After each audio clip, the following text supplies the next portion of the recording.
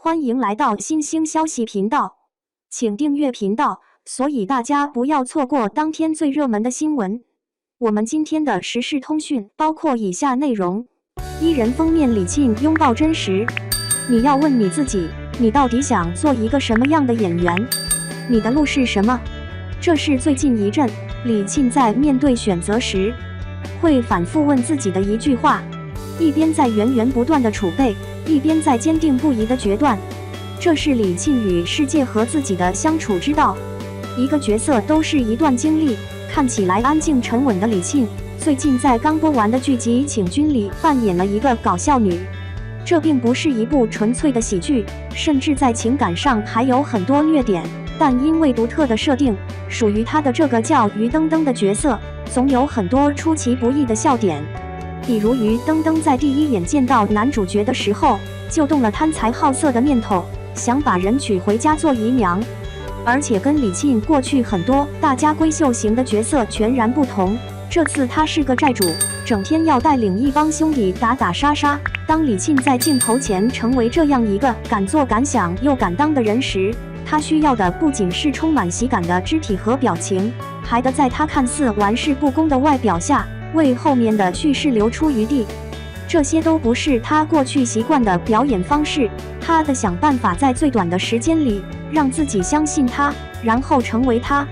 每面对这种需要突破的关键时刻，李沁的心总是兴奋的。对他来说，创新不仅是他要付出，要呈现过去没有展露的新样貌，更重要的是每次创新都被他视为一个新机会，能长见识，能让自己从工作到人生都拥有更丰富的新可能。每一个角色都是一段很好的经历，无论你的角色是否被大家喜欢，或者观众的感知跟你自己的感受不太一样，但他们都会在我的身体里留下印记。他喜欢这种新鲜带来的刺激，哪怕这意味着他需要走出舒适区。就拿演这种带有喜剧色彩的作品来说，每次跟优秀的喜剧演员合作，他都不担心在人家擅长的领域表演会让自己露怯，反而会谦虚地把这当成绝佳的学习机会。甚至在事后回味的时候，他都能记起拍摄每个镜头时，对手演员给自己做出过怎样意想不到的示范。比如这次合作的小沈阳老师，他有很多表演都是即兴的，肢体之外还会有很多语言上的梗，让他演的人物立体又生动。之前跟常远导演拍《温暖的抱抱》，跟他、沈腾哥和马丽姐这样优秀的喜剧演员一起，也让我见到了新的表演方式。那些沉淀和积累，让我在演这部戏的时候可以做出很多设计，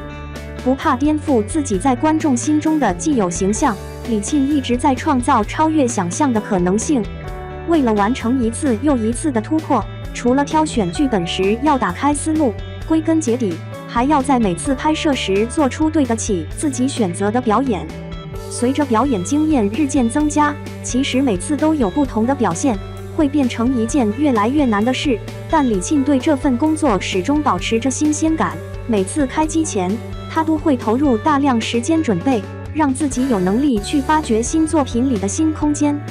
比如他今年刚杀青的新作品《梦中的那片海》和《人生路遥》，这两部戏他们发生的地点截然不同，这种不同也会导致李沁所饰演的人物大相径庭。所以在准备这两个角色时，李沁拿出了完全不同的方法去接近他们。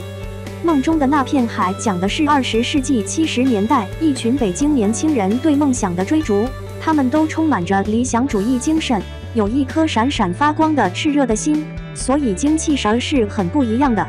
为了找到这种特别的精气神，李沁在北京努力寻找还保存着些许旧日情怀的地方。他去了国营商店看售货员怎么跟顾客打交道，还跑去学滑冰。哪怕时代在高速发展，同一座城市隔3差5就会换个样貌，他也不为自己做功课难找借口，因为他知道所有的投入最终都会在表演里清清楚楚地呈现出来。观众只看结果，他需要对这个结果负责，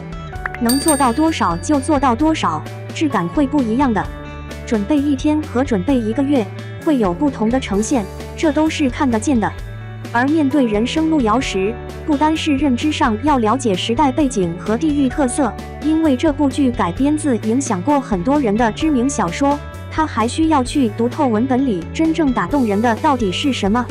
看完剧本还得看原著，你要知道读者为什么觉得这本小说经典，为什么喜欢这个角色。所有这些准备都悄然无息地发生在进组之前。或许观众能看到的只有他化上妆和穿上戏服后在视觉上呈现出来的具体形象，但李沁自己知道，外表之下心里装着什么才是根本。每一次他都得确定自己知道了，才能通过自己让观众去接收他通过表演去传递的信息和情感。李沁像海绵一样，随时在吸收可能让自己产生力量的东西。这不是说他做什么都带着强烈的目的性，而是他本能的就会张开触角，愿意对生活保持好奇，对未知勇敢发问。当心情低落的观众告诉他自己因为看他的作品受到了鼓励，走出了低谷，他也会从中得到一股反作用力，被这样的告知所打动。这些都让我觉得很有意义，是我们这个职业的一种成就感。工作之外，他也不断给自己创造接触世界的机会。尤其是前2年，每次拍完戏固然需要几天时间彻底放松，但睡饱了之后，他不会任由自己宅在家里，而是会寻找一些新方式，去过不一样的生活。之前喜欢去大理，有朋友能带着我去山里走走，在湖边发呆，还会跟一些年长的朋友交流一下，他们有很多不同的人生经验，能让我感知到不同圈层的人和事。到了可以选择远离镜头的时刻，李沁一定不会再束缚自己。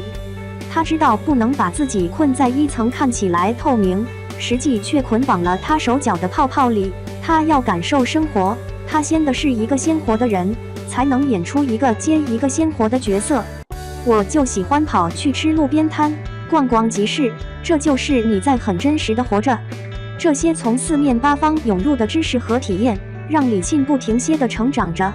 这就像开启了一个正向循环，他知道的越多，越会发现自己不知道的还有更多，然后就要花上更多时间去钻研，继而无暇顾及外面的嘈杂，不知不觉就专注在自己的世界里。至于其他的声音，并没有那么重要，因为这是他为自己选定的路，他只需要关注自己的前方和自己路边的风景。